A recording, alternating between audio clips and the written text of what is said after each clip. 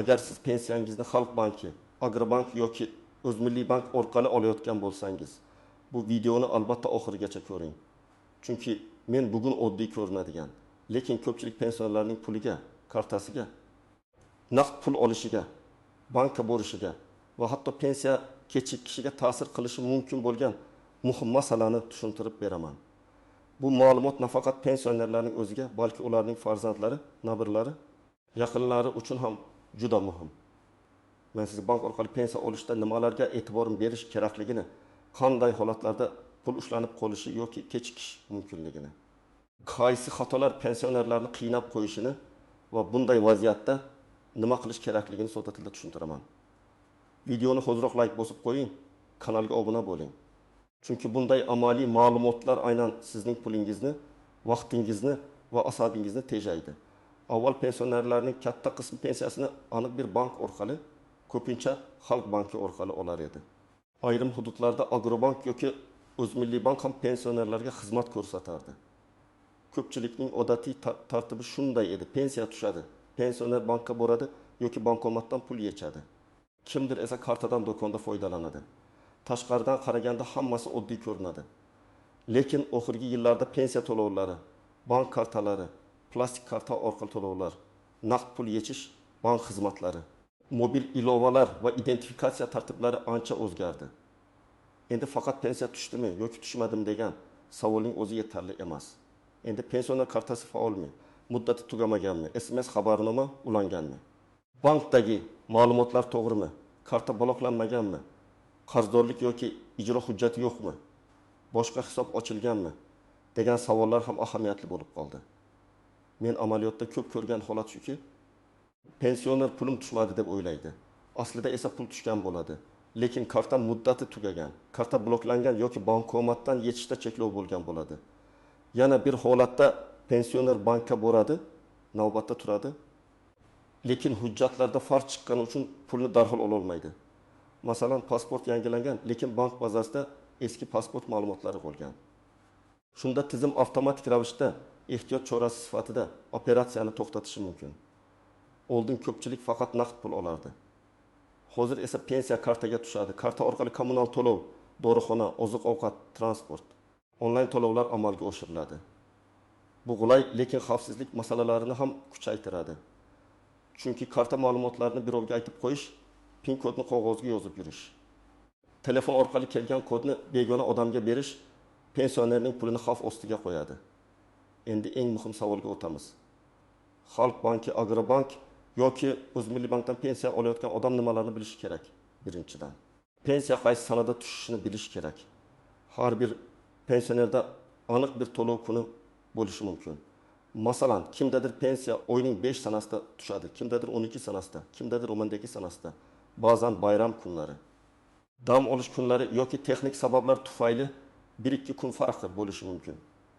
Lekin agar pensiya odatda 10 sanada tushsa-yu, 15 sanagacha ham tushmasa, bu holatni tekshirish kerak. Shunchaki kutib o'tirmaslik kerak. Ikkinchidan, karta muddati juda muhim. Ko'pchilik pensionerlar kartaning old tomonida yozilgan oy va yilga e'tibor bermaydi. Masalan, kartada 1225 yozilgan bo'lsa, bu karta 2025 yil avgust oyigacha amal qiladi degani. Agar karta muddati tugasa, pensiya hisobga tushishi mumkin, lekin kartadan to'liq foydalana olmasligingiz mumkin. Bankomat pul bermasligi, terminal to'lovini qabul qilmasligi yoki mobil ilovada xatolik chiqishi mumkin. Bunday holatda bankka borib kartani almashtirish kerak bo'ladi. Uchinchidan, pensionerning shaxsiy ma'lumotlari bankda to'g'ri bo'lishi kerak.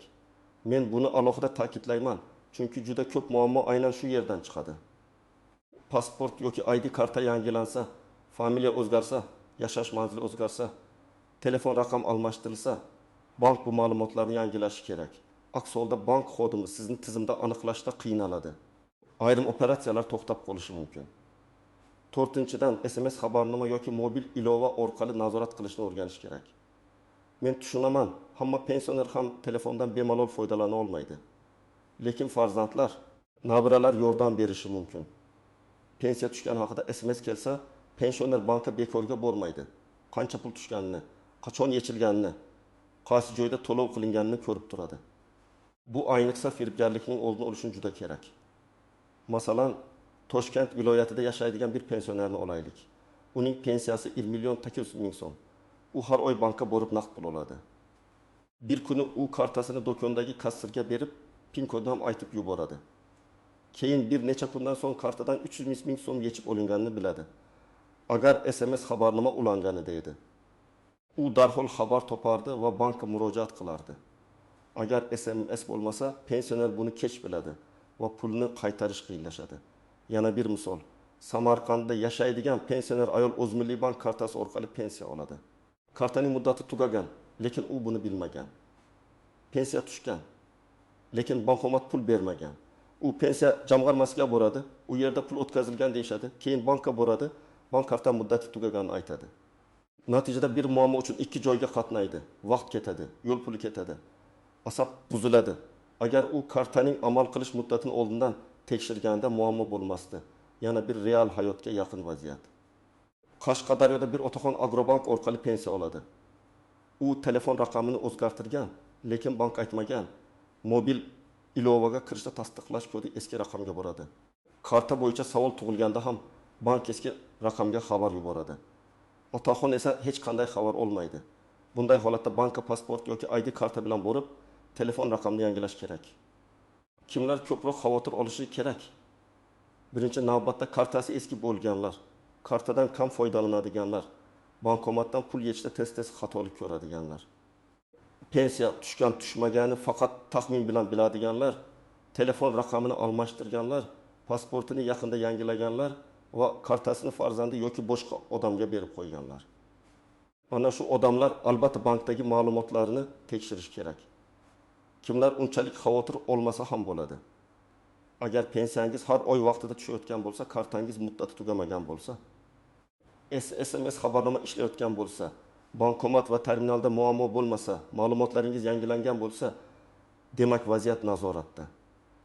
Lekin baribir kamida bir marta bankka borib yoki ishonch telefoniga qo'ng'iroq qilib, karta holatini tekshirish foydadan xoli emas. Endi istisnolar, nozik joylar va ko'pchilik bilmaydigan jihatlar haqida gapiraman. Birinchi nozik jihat, pensiya pulini karta hisobiga tushishi bilan darhol yechish shart emas. Ba'zi odamlar pul kartada tursa yo'qolib qoladi deb o'ylaydi. Aslida karta xavfsiz ishlatilsa, pul hisobda turaveradi. Lekin xavfsizlik qoidalariga amal qilinmasa, albatta xavf bor. Shuning uchun muammo kartada emas. Undan qanday foydalanishda? Ikkinchi nozik jihat, pensioner o'z kartasini boshqa odamga berib qo'ymasligi kerak. Men buni juda jiddiy aytaman. Farzandim-ku, nabiram-ku, qo'shnim yordam beradi-ku deb kartani va pin kodini berish xavfli. Bugun ishonch bor, ertaga tushunmovchilik bo'lishi mumkin. Keyin bankka borib pulimni kim yechdi desangiz, agar operatsiya pin kod bilan qilingan bo'lsa, isbotlash qiyin bo'ladi. Bank uchun pin kod bilan yechilgan pul odatda karta egasining roziligi bilan bajarilgan operatsiya sifatida ko'rinadi. Uchinchi jihat, telefon orqali kelgan kodni hech kimga aytmaslik kerak. Bank xodimi ham sizdan SMS kodni so'ramasligi kerak. Agar kimdir sizga qo'ng'iroq qilib, men bankdanman, kartangiz bloklanadi, pensiyangiz to'xtaydi, hozir kelgan kodni ayting desa, bilingki, bu firibgar bo'lishi ehtimoli juda yuqori. Ayniqsa pensionerlarni shoshiltirishadi. Hozir aytmasangiz pulingiz kuyadi deyshadi. Aslida haqiqiy bank xodimi sizni bunday qo'rqitib kod so'ramaydi. To'rtinchi jihat, ayrim holatlarda pensiya hisobga tushgan bo'lsa ham kartadan pul yechishda limit bo'lishi mumkin. Masalan, bankomatda naqd pul yetishmasligi mumkin. Bankomat vaqtincha ishlamasligi mumkin. Bir martalik yechish summasi cheklangan bo'lishi mumkin. Pensioner buni pensiyam tushmadi deb tushunadi. Aslida boshqa bankomatdan yoki bank kassasidan tekshirib ko'rish kerak. 5-jihat. Qarzdorlik va ijro hujjatlari masalasi. Ba'zan pensionerning nomida sud qarori, aliment, kredit qarzi, jarima yoki boshqa majburiy undirish hujjati bo'lishi mumkin. Bunday holatlarda hisobdagi pulga cheklov tushishi ehtimoli bor. Bu juda nozik masala. Chunki pensioner nima uchun pulim kam tushdi yoki yechib bo'lmayapti deb hayron bo'ladi. Bunday vaziyatda bankdan tashqari majburiy ijro byurosi yoki tegishli tashkilotdan ham ma'lumot olish kerak bo'ladi.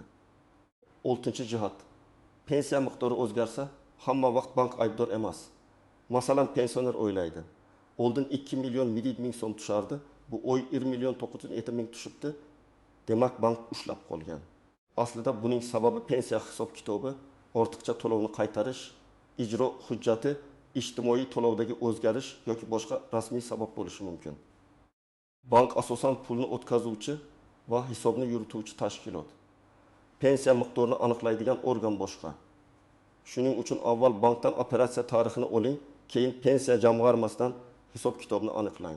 7-jihat. Bank filiallari va bankomatlar orasida farq bo'lishi mumkin. Masalan, Xalq bank kartangiz bo'lsa, Xalq banki bankomatida komissiyasiz yoki qulayroq shartda yechishingiz mumkin. Boshqa bankomatida esa komissiya yoki limit bo'lishi mumkin. Bu har doim ham bir xil emas. Shuning uchun kartangiz shartlarini bankdan aniq so'rang. Agrobank yoki O'zmilliybank kartasi bo'lsa ham xuddi shunday. Men har doim pensionerlarga aytaman. Kartangiz qaysi bankniki bo'lsa, imkon qadar o'sha bankning rasmiy kanallaridan ma'lumot oling. 8-jihat, plastik kartani yangilashda eski kartadagi pul yo'qolib qolmaydi. Ko'pchilik pensionerlar karta almashtirsam pulim kuyib ketadimi deb qo'rqadi. Yo'q, odatda pul karta plastigida emas, bank hisob varag'ida turadi. Karta esa shu hisobga kirish vositasi. Eski karta muddati tugasa, yangi karta ochiladi va puldan foydalanish davom etadi. Lekin buni bankda rasmiy tartibda qilish kerak, ko'chada begona odam orqali emas. Endi aniq nima qilish kerakligini bosqich-bosqich aytaman. Birinchi qadam. Kartangizni qo'lingizga oling va uning amal qilish muddatini tekshiring. Old tomonda oy va yil yozilgan bo'ladi. Agar muddat tugagan bo'lsa yoki yaqin 2 oy ichida tugaydigan bo'lsa, bank filialiga boring. Xalq banki bo'lsa, Xalq bankiga, Agrobank bo'lsa, Agrobankka, O'zmilliybank bo'lsa, O'zmilliybankka murojaat qiling. Ikkinchi qadam, pasport yoki ID kartangizni tayyorlang. Agar pasportingiz yangilangan bo'lsa, eski ma'lumot bankda qolmaganini tekshirtiring. Bank xodimiga shunday deng: men pensiya kartam bo'yicha ma'lumotlarimni yangilamoqchiman. Telefon raqamim, hujjat ma'lumotim va kartam holatini tekshirib bering. Oddiy, aniq va tushunarli gapiring. Kerak bo'lsa farzandingiz bilan boring, lekin hujjat egasi o'zingiz bo'lishingiz muhim. 3-qadam, telefon raqamingizni tekshirtiring. Agar SMS xabarnoma ulanmagan bo'lsa, ulash imkoniyatini so'rang. Agar mobil ilova ishlata olsangiz, bankning rasmiy ilovasini o'rnating. Ilovani faqat rasmiy manbadan yuklab oling. Begona havoladan kelib karta raqami amal qilish muddati, SMS kodlarini kiritmang. 4-qadam, oxirgi operatsiyalar tarixini so'rang. Agar pensiyangiz kam tushgan bo'lsa, karta hisobidan pul yechilgan bo'lsa yoki tushunarsiz to'lov bo'lsa, bankdan hisob varaq aylanmasini chiqarib berishni so'rashingiz mumkin. Unda qachon qancha pul tushgani, qachon qancha yechilgani ko'rinadi. Bu hujjat keyingi murojaatlar uchun juda kerak bo'ladi. 5-qadam, agar pensiya umuman tushmagan bo'lsa, avval bankdan hisobga tushum bo'lmaganini aniqlang. Bank pul kelmagan desa, keyin pensiya jamg'armasiga murojaat qiling. U yerda shunday deb so'rang: mening pensiya to'lovim qaysi bankka, qaysi sanada yuborilgan? To'lovda rad etilish yoki qaytish holati bo'lmaganmi? Bu savollar aniq bo'lsa, javob ham aniqroq bo'ladi. 6-qadam, agar karta bloklangan bo'lsa, sababini yozma yoki aniq og'zaki tushuntirishni so'rang. Bloklanish sababi noto'g'ri, PIN kodni ko'p marta ketitish, shubhali operatsiya, karta muddati tugashi, sud yoki ijro hujjati, bank xavfsizlik tekshiruvi bo'lishi mumkin. Sababini bilmasdan muammoni hal qilib bo'lmaydi. 7-qadam, agar sizning nomingizdan kimdir pul yechgan bo'lsa, vaqtni bo'y bermang. Darhol bankka murojaat qiling, kartani bloklatiring, operatsiyalar tarixini oling. Agar firibgarlik alomati bo'lsa, ichki ishlar organlariga ariza bering. Arizada sana, summa, karta raqamingizning oxirgi 4 raqami, qo'ng'iroq qilgan raqam, SMS yoki yozishmalar bo'lsa, hammasini ko'rsating. Hech qachon mayli ozgina pul ekan deb qo'ymang. Chunki bugun 200 ming so'm bo'lsa, ertaga butun pensiya ketishi mumkin. 8-qadam, farzandlar pensioner ota-onasiga yordam bersin, lekin karta va PIN kodni o'zida olib yurmasin. Eng to'g'ri yo'l shuki. Ota-ona bilan birga bankka boriladi, SMS xabarnoma ulanadi, karta muddati tekshiriladi. Kerak bo'lsa naqd pul yechishda yordam beriladi. Lekin kartani butunlay olib qo'yish yoki PIN kodni bilib olish keyinchalik oilaviy nizolarga sabab bo'lishi mumkin. 9-qadam, bankka borganda hujjatlarni to'liq olib boring. Pasport yoki ID karta.